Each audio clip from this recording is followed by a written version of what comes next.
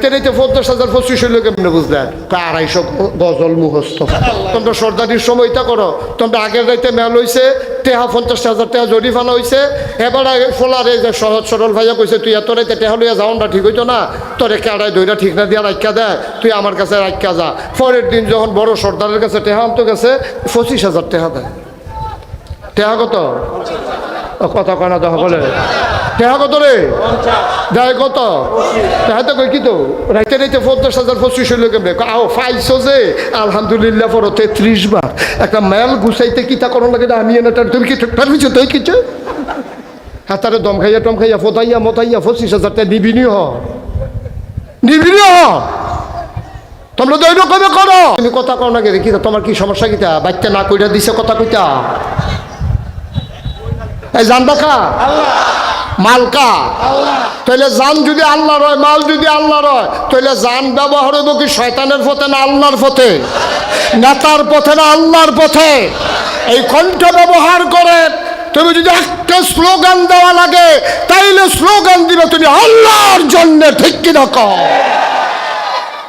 আল্লাহ ছাড়া কারো স্লোগান দেওয়া যাবে না। কি আর নেতা খেতা বেড়া, এটা তো দেখছি এ কারবার।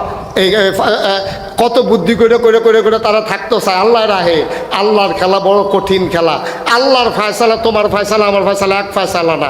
সবাই মিল্লা 17টা বছর লাগাইয়া বিভিন্ন রাজনৈতিক দল, ছাত্র নেতৃবৃন্দ সবাই মিল্লা চাইল কি কয় দফা এক দাবি এক, পদত্যাগ। আল্লাহ কয় পদত্যাগ হইতো না, আমি অন্য সিদ্ধান্ত নিয়ে রাখছি। আমরা 5ই আগস্টের দিনের একটা সময় শুনলাম দফা এক দাবি এক, দেশ ত্যাগ, ঠিক কিনা কয়? আমরা চাইলাম সকলে পদত্যাগ, আল্লাহ কয় কি কথা করা তো কি চায় দেশ। তাইলে স্লোগান হবে, টাকা পয়সা খরচ হবে, তারপরে আপনার যা কিছু কথা হবে সব কি আল্লাহর বিপক্ষে না পক্ষে? কথা করা বিপক্ষে না পক্ষে? আল্লাহ বেজার হয় আল্লাহ টেহা খরচ কইরা আল্লাহর হস্তে একটা কামও কইরেন না। যেটি করছেন আজ মাহফিলতে গিয়া শেষ রাত উঠা আল্লাহর ফাউরির আঞ্জা দিয়া দইরা মাপ টাপ চাইয়ার পরে মইরেন, এর আগে মইরেন না। অন্যায় করে লাইছেন, আল্লাহ টেহা খরচ কইরা আপনি আরেকবারের পক্ষে গিয়া টেহা খরচ করেন। আল্লাহ টেহা হইল আল্লাহ, খরচ করেন আরেকবারের খুশির লেগিয়া। নির্বাচন করবো হেবারায় আপনি সৌজন্যে পুস্টার দিয়া বইয়া রয়েছে কি কারবার? কি টেহা দিয়ে আল্লাহর আপনি কারে জিগাইয়া হেবারারে পুস্টার করে দেয়? আপনি কারে জিগাইয়া গ্রামের ভিতরে টেহা হইল আল্লাহ, আপনি কাঁচা টেহার মালিক হয়েছেন। আপনি গ্রামের ভিতরে গানের আসর বসাইছেন না, হাতে শিল্পী আনছেন, কারে জিগাইয়া টেহা দিচ্ছেন শিল্পীরে? টাকা তো আপনার না, টাকা আল্লাহ, ঠিক কিনা কয়? টেহা আল্লাহ, টেহা খরচ করিয়া আপনি আল্লাহর বিরুদ্ধে গান বাজনা করেন। আপনি আল্লাহর বিরুদ্ধে না সেটা করতে হুজুর আনছেন বিচাইরা। নামাজের কথা নাই, রোজার কথা নাই, হজের কথা নাই, জাকাতের কথা নাই, ইসলামী আন্দোলনের কথা নাই, সমাজে ইসলাম কায়েম করণ লাগবো কেমনি এটির খবর নাই। ওই এক হুজুর বিচাইরা আনছেন, হেতে 250 গজল মুখস্থ পারে। আসেনি রে এই কারবা টেহা খরচ করে না 250 গজল হুননের লেগে আইন না। আমার একবার ওই সানলার কাফি চেয়ারম্যান আল্লাহ জান্নাত নসিব করুক, এবার ইন্তেকাল করছে। আমার একদিন আত ধরে কয় নাতি, আমার নাতি হিসাবে আমার চাচা এবার আর বাতি বিয়া করছে, এই হিসাবে আমি নানা রাখতাম। এবার নাতি একদিন আমারে কয় নাতি আমি একজন হুজুর চিনি, বিরাট হুজুর। এই বিরাট হুজুর মানে কি মোটা বেশি? কয় আও না, অনেক জ্ঞান। আমি কেমনে বুঝলেন? 250 গজল মুখস্থ। 250 গজল মুখস্থ পারে, এটা হইল বড় হুজুর। না হুজুবিল্লা কইতেন না? 250 গজল মুখস্থ পারা এটা বড় হুজুরের লক্ষণ না তো। বড় হুজুরের লক্ষণ হইল এবারে ইমানটা সহি আসেনি। তোমরা সর্দারির আমানতের টেহা মেলের টেহা ধরে বইয়া খাইয়া নিছ। তোমাদের কাছে আমি আমানত রাখলাম আল্লাহ, যে দানটা তুমি আমানত রাখো, মালটা তুমি আমানত রাখো, আমি যেমনে কই এমনি চালাইও। আর তোমরা অসুখের দল আমার কথার কাছেও যাও না। আমি তো কোনো টান্না খাইতে না করছিলাম না। আমি তো কইতাম দুধ খা, গরুর গুস্ত খা, ফার্মের মুরগা খা, দেশি মুরগা খা, মাছ খা, তরি তরকারি খা। আমি একটাও ফেরত চাইছি না, খালি একটা জিনিস না করছিলাম যে মদ খাইছা। এই যে তুই তোরা শুরু করছ, মদ শুরু করছ তোরা মদ দিয়া, ঠিক কিনা কও? মনে করেন আমি শীত নাই 1 ঘন্টা জাগা রাখছি, রাখা সেটা আমি করলাম কিনা আমার মাদ্রাসার যে শিক্ষক রফিক হুজুর রে আমি এটা দিয়া গেলাম, রফিক সাহেব আমি শীতলাই খেত দিয়া কিতা করাম শখের মাই রাখছি আর কি, এটা আপনার কাছে আমানত, এটার মধ্যে লাল শাক কইরা খাইয়েন, লাউ শাক কইরেন, মূলা লাগাইয়েন, ধনিয়া পাতা লাগাইয়েন, কাঁচামরিচ লাগাইয়েন, সাবধান আমার এই 1 ঘন্টা খেত আপনি জীবনেও জৈন্তা বাইন দেখতে পারতেন। জৈন্তা আমার শত্রু, একবার আমি জৈন্তা ক্ষেতের মাটি দিয়ে দৌড় দিছিলাম, এমনি যে কুপদিয়া কাটটা রাখছে গচড়িয়ে ফাওয়ার ভিতরে ঢুকিয়া আমার এই রক্তে আমার ওখানে সর্বনাশ হয়েছে। এরপরে জৈন্তা গাছ দেখলেই আমার ডর করে, আপনি আমার ক্ষেত সব করবেন, জৈন্তা গাছ করতেন পারতেন না। লেল্লিরা বাতাস আইছে, কয় ফোঁটা মেঘ হয়েছে, 1 ঘন্টা ক্ষেত যখন ভিজাইয়া রয়েছে, এবারে করছি কিতা কুবাইয়া আমি এই কাঠ ইয়াতেও যাইতাম পারছি না, কি কয় ওই যে হ্যাঁ বরদুষিও যাইতাম পারছি না। এর ভিতরে দিয়ে একবারে ফোন দিয়ে আমার হুসাইনে আমার বাইক নেয়া তে আমার ফোন দিয়ে কয় মামু এই খেত দিছিলেন কার কাছে? আমি কই রফিক হুজুরের কাছে। আপনি তো ফারুকি হুজুর রে, প্রিন্সিপাল অফিস সাহেব হুজুর রে আরও যারা আসিল সবার সামনে কইয়া গেলেন, এবারটা যেন সব করে জৈন্তা যেন না করে, এবারটা দিয়ে কুবাইয়া শুরু হয়ে করছে জৈন্তা দিয়া, এবারে ফইলে হালাইছে জৈন্তা। এই খবর পাই আমি আবার গাড়ি ঘুরাই আইছি, এসে রফিক সাহেব আমি বিশ্বাস করে 1 ঘন্টা খেতে আপনি একটা কাম করলেন, আপনি দিয়ে শুরু করছেন জৈন্তা দিয়া। রফিক সাহেবের বউ দৌড় দিয়ে বাড়ি আইয়া কই হুজুর এইটা কফালো খেত নাই, এটা কফালো খেত নাই, সর্ব আমরা তানিয়ার হইতো না। আমি বারবার ভাও ধরনের বাহি রাখছি যে হুজুরে একটা শখ করে দিয়ে গেছে, আপনি সপ্তাহ হালান জৈন্তা হালাইতেন না করছে, আপনি জৈন্তা হালাইছেন গিরতেন, এবার হুজুর আমি না করছি। রফিক সাহেবের ফুতাইতে বেড়াইয়া উনারে ধরছে, হ্যাঁ আপনি বেশি বাইরে গেছেন গা, হুজুরে বারবার কইছে না জৈন্তা না হালাইতেন, আপনি যদি শুরু করছেন জৈন্তা দিয়া।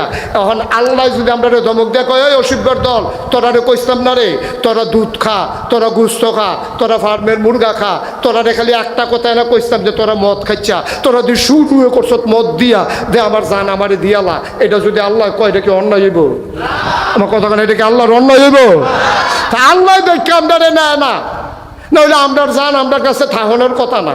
আল্লাহ কয় আমার মালদারে ব্যবহার করিয়া হাউজিং ব্যবসা করো, আমার মাল ব্যবহার করিয়া ক্ষেত কিনে ইরিদান করো, আমার মালটা ব্যবহার করিয়া 2টা গরু ফাইলা তোমরা কুরবানির সময় লাভ করিয়া বেচো। সাবধান, এই টেহা আমার, এই মাল আমার, তোমার কাছে আমানত, সব করতে পারবা, আমার টেহা সুদে লাগাইতে পারতা না। এ আল্লাহর দেওয়া আমানত জান শুরু করলেন মদ দিয়া, আল্লাহর দেয়া আমানত টেহা পয়সা মাল শুরু করলেন সুদ দিয়া।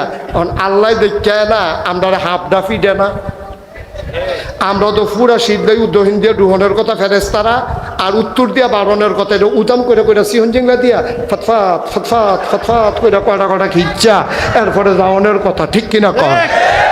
কারণ আমরার ফানা আমরা কিনা লইছি কনি, আমরার কনি আমরা কিনা লইছি, আমরা আমানত রাখতাম জানি না তো ভাই আপনার কাছে আমানত রাখবো কেমনে? আল্লাহ আমানত রাখছে। আচ্ছা এবার আল্লাহ রেখে দূরছি গাই আল্লাহ আপনি জানটার কাছে আমানত রাখছেন, এই জানটা দিয়ে কী করতাম? এই যে জানটা আমারে দিছেন, আমি মুশতাক ফয়েজি আমারে যে জীবনটা দিছেন, আমার চাচা এবার যে জীবনটা দিছেন, ওই যে হাতটা ইয়া পড়ছে ইয়া কিতা না শরীফে, এই যে আল্লাহ এই শরীরটা সিহন ভিতরে তো জান দো আছে কেন? হ্যাঁ ওখানে তো মরছে না তো, শরীরটা না হুগাইছে মসমুচ্চ ইয়ে রয়েছে আর কি। হ্যাঁ আছে, অনেকে আছে এরকম টনটুন্যা। তো এই যে আল্লাহ জান দিলেন আমরা রে, আমরা যে মাল দিলেন এটি কিতা করতাম? আল্লাহ কোন পথে ব্যবহার করলে আপনি খুশি?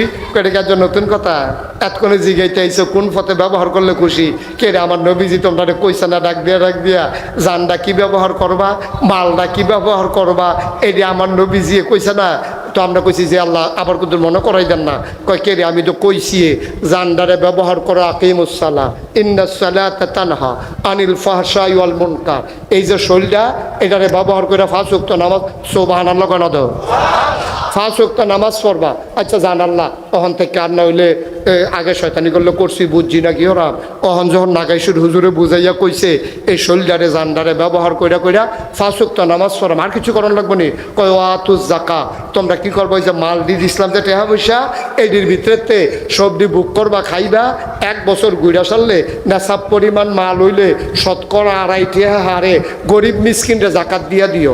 জাকাতরা এটা দিয়া দিও, এটা আমার নির্দেশ। তো এটা মাল শরীরটারে ব্যবহার করিয়া 5 ওয়াক্ত নামাজ পড়বা।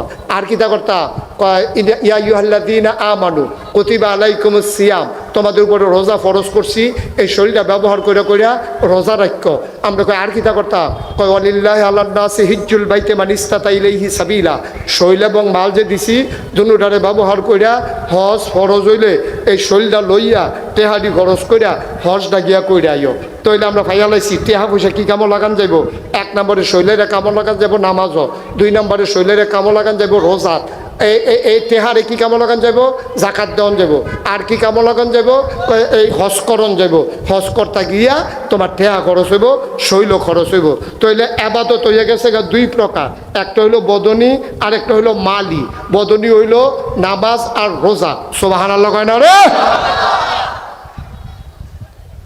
আল্লাহর জান্ডারে মালদারে ব্যবহার করে 2 টাকা কয়টা কাম করন যাবে আমরা বার করে লাইতেছি ফরজ দি, ওয়াজিব সুন্নত নফল হজ করন যেত না। তখন ওখানে শাক সবজি ভর্তা হুটকি ওখানে সালাদ মালাদ দিয়ে খাওয়ানোর টাইম নাই। যেহেতু গাড়ি ছেড়ে দিব আমরা কয়ে কোনো মতে গুস্ত তরকারি দিয়ে কয়টা নলা দিয়ালাম গপাগপ কেন মা কথা যে একটা মনে পড়ছে এটা কি কইলে তা। আর বাটফাটা এত ফললো তো আর খাইয়া যাইতাম পারতাম না। আমি গেছিলাম মাওয়ার হেফার ওয়াজও, আমার পয়লা জীবনে আর গেছি না মাওয়ার হেগুল। তা আমি ওইখানে যারা ওয়াজ করে আমার বন্ধু বান্ধব তারা জিগেলাম, রে এই যে মাওয়ার হেফারও যাইতে কি কি সাবধানতা অবলম্বন করন লাগবে আমার দূর কইয়া দেয়, আমি তো জীবনে আর গেছি না। কয় আপনি কি ফেরিয়ে যাবেন না লঞ্চে? আমি কই লঞ্চে মনে করো গেলাম। কয় স্পিড বুডও যাওয়া যায়? আমি কই মনে কর লঞ্চে যা। কয় লঞ্চে গেলে ফেরিঘাটের কাছে দেখবেন হোটেল আছে অনেক, ওখানে টান দিয়ে না বোয়াইলায় হোটেলও মনে হইব যেমন মাগ না খাওয়াইব, এইরকম মনে হয় তার বাহের জাফত এমনি টান দিয়া খাওয়াইব, না খাইয়া আপনি যাইতে নে পারতেন না, আসলে টেহা দিয়া। তা আমি কাছে ঠিক আছে টেহা দিয়ে খাইলাম। তা আমার এই সাবধান টাবধান করে দিছে, আমি বুঝ মতো গেছি। আবার আমারে কইছে কইলে সাবধান আপনার মাছও ভাত তরকারি দিয়া আটকাই একজনে চিল্লান দিয়া কেবল লঞ্চ সাইডা দিতে আছে। তখিতা করুন তখন আমি এটা বাইতে বুদ্ধি টুদ্ধি লইয়া গেছি। যখন আমি মাওয়ার হেফারও গিয়ে হোটেলও খাইতাম বসি, ইলিশ মাছ দিয়া এরকম বড় বড় টুকরা নদীর মাছ দেখা মন্ডাই করলো আর সকলবেলা টেহা দিয়া কিতা করলাম খাইয়ে যাই। তখন আমি যখন খাইতাম বসে সরছি পরে মালিকটা আইয়া সেটা আমারে দেখা বোধহয় পছন্দ হয়েছে না চিনছে নাকি টেহাওয়ালা মনে করছে কি কোনটার কোনটা এটা ধরতাম পারছি না। মালিকটা ইয়া কই হুজুর মাছের মাথাটা আমি নিজের হাতে ধুইছি, ইলিশ মাছের মাথায় দি ফাইতেন না আপনি খান। তা আমি কইলাম আচ্ছা দেন না, ভালো হইলে দেন না। আমার মাথাটা লইয়া মাত্র কত টান দিয়া 2 ডানওয়ালা খাইয়া সারছি। এমন টাইমে একটা ইয়া করে লঞ্চ সেটা দিতেছে।